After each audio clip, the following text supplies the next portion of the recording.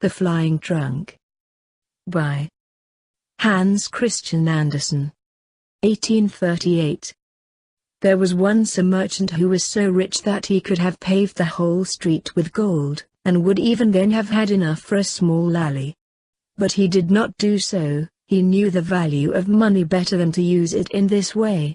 So clever was he, that every shilling he put out brought him a crown, and so he continued till he died.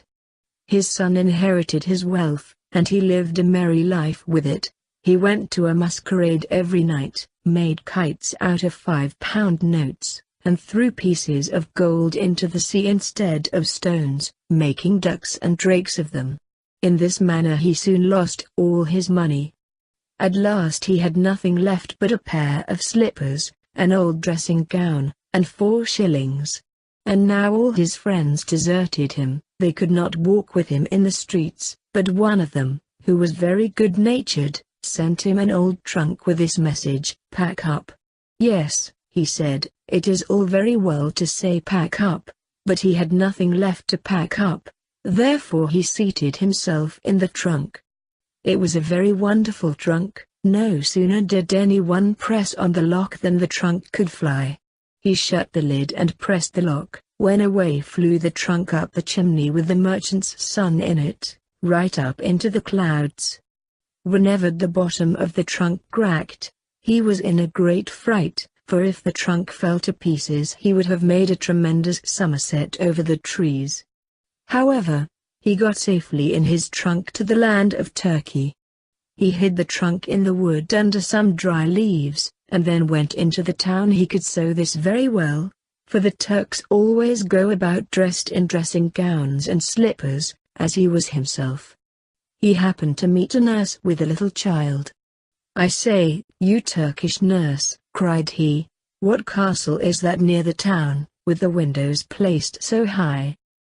"The king's daughter lives there," she replied. "It has been prophesied that she will be very unhappy about a lover, and therefore no one is allowed to visit her, unless the king and queen are present."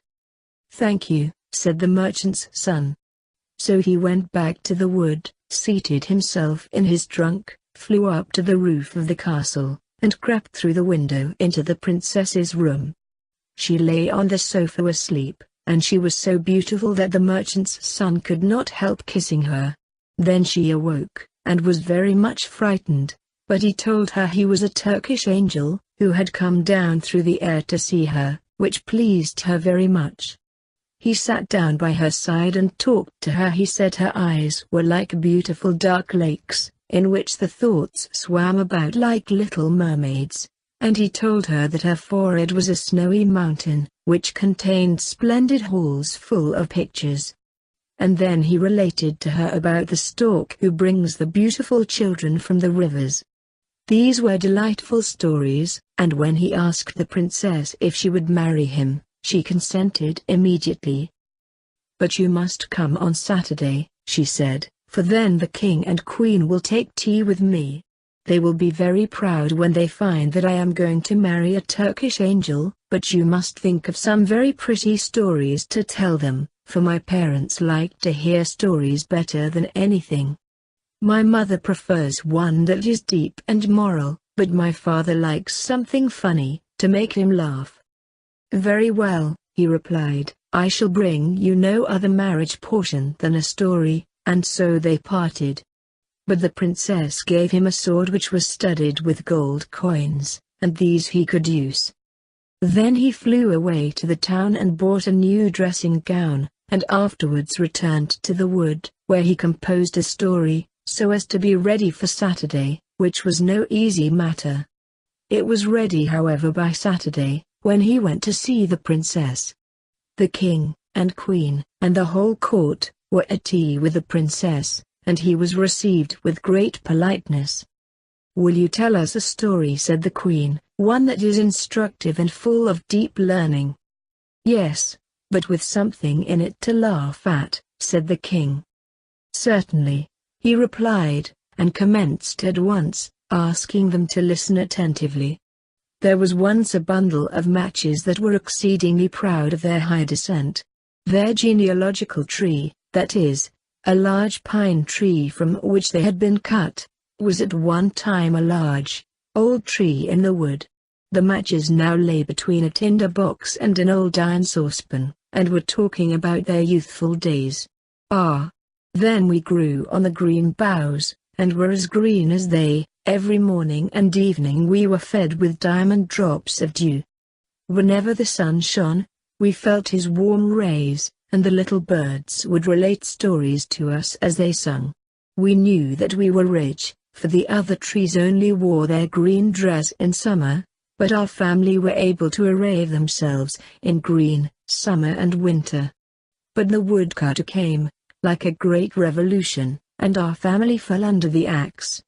The head of the house obtained a situation as mainmast in a very fine ship, and can sail round the world when he will.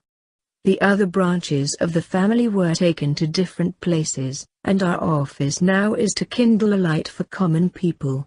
This is how such high-born people as we came to be in a kitchen. Mine has been a very different fate, said the iron pot, which stood by the matches. From my first entrance into the world I have been used to cooking and scouring. I am the first in this house, when anything solid or useful is required. My only pleasure is to be made clean and shining after dinner, and to sit in my place and have a little sensible conversation with my neighbors. All of us, excepting the water bucket, which is sometimes taken into the courtyard, live here together within these four walls. We get our news from the market basket, but he sometimes tells us very unpleasant things about the people and the government. Yes, and one day an old pot was so alarmed that he fell down and was broken to pieces. He was a liberal, I can tell you. You are talking too much, said the tinder box, and the steel struck against the flint till some sparks flew out, crying, "We want a merry evening, don't we?" Yes, of course, said the matches, let us talk about those who are the highest born. No, I don't like to be always talking of what we are, remarked the saucepan. Let us think of some other amusement. I will begin. We will tell something that has happened to ourselves, that will be very easy, and interesting as well. On the Baltic Sea, near the Danish shore. What a pretty commencement, said the plates. We shall all like that story, I am sure. Yes, well, in my youth, I lived in a quiet family, where the furniture was polished, the floors scoured, and clean curtains put up every fortnight. What an interesting way you have of relating a story, said the carpet broom. It is easy to perceive that you have been a great deal in women's society. There is something so pure runs through what you say. That is quite true, said the water bucket, and he made a spring with joy, and splashed some water on the floor. Then the saucepan went on with his story, and the end was as good as the beginning. The plates rattled with pleasure, and the carpet broom brought some green parsley out of the dust hole and crowned the saucepan, for he knew it would vex the others, and he thought, if I crown him today he will crown me tomorrow. Now, let us have a dance, said the fire tongs, and then how they danced and stuck up one leg in the air. The chair cushion in the corner burst with laughter when she saw it. Shall I be crowned now? asked the fire tongs, so the broom found another wreath for the tongs. They were only common people after all, thought the matches. The tea urn was now asked to sing, but she said she had a cold, and could not sing without boiling heat. They all thought this was affectation, and because she did not wish to sing excepting in the parlor, when on the table with the grand people. In the window sat an old quill pen, with which the maid generally wrote. There was nothing remarkable about the pen, excepting that it had been dipped too deeply in the ink, but it was proud of that. If the tea urn won't sing, said the pen, she can leave it alone. There is a nightingale in a cage who can sing. She has not been taught much, certainly, but we need not say anything this evening about that. I think it highly improper, said the tea kettle, who was kitchen singer, and half-brother to the tea urn, that a rich foreign bird should be listened to here. Is it patriotic? Let the market basket decide what is right. I certainly am vexed, said the basket, inwardly vexed, more than anyone can imagine. Are we spending the evening properly? Would it not be more sensible to put the house in order? If each were in his own place I would lead a game, this would be quite another thing. Let us act a play, said they all. At the same moment the door opened, and the maid came in. Then not one stirred, they all remained quite still, yet, at the same time, there was not a single pot amongst them who had not a high opinion of himself, and of what he could do if he chose. Yes, if we had chosen, they each thought, we might have spent a very pleasant evening. The maid took the matches and lighted them. Dear me, how they sputtered and blazed up. Now then, they thought, everyone will see that we are the first. How we shine, what a light we give. Even while they spoke their light went out. What a capital story, said the Queen. I feel as if I were really in the kitchen, and could see the matches. Yes, you shall marry our daughter? Certainly, said the King. Thou shalt have our daughter? The King said that to him because he was going to be one of the family. The wedding day was fixed, and, on the evening before, the whole city was illuminated. Cakes and sweetmeats were thrown among the people. The street boys stood on tiptoe and shouted hurrah, and whistled between their fingers. Altogether it was a very splendid affair. I will give them another treat, said the merchant's son. So he went and bought rockets and crackers, and all sorts of fireworks that could be thought of, packed them in his trunk, and flew up with it into the air. What a whizzing and popping they made as they went off! The Turks, when they saw such a sight in the air, jumped so high that their slippers flew about their ears. It was easy to believe after this that the princess was really going to marry a Turkish angel. As soon as the merchant's son had come down in his flying trunk to the wood after the fireworks, he thought, I will go back into the town now, and hear what they think of the entertainment. It was very natural that he should wish to know. And what strange things people did say, to be sure. Everyone whom he questioned had a different tale to tell, though they all thought it very beautiful.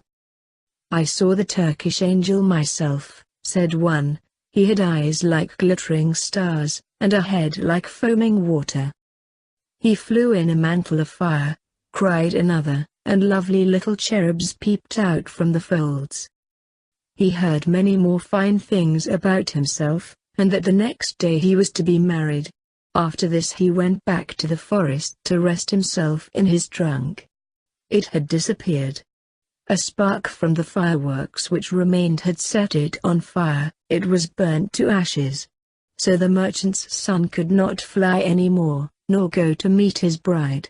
She stood all day on the roof waiting for him, and most likely she is waiting there still, while he wanders through the world telling fairy tales, but none of them so amusing as the one he related about the matches.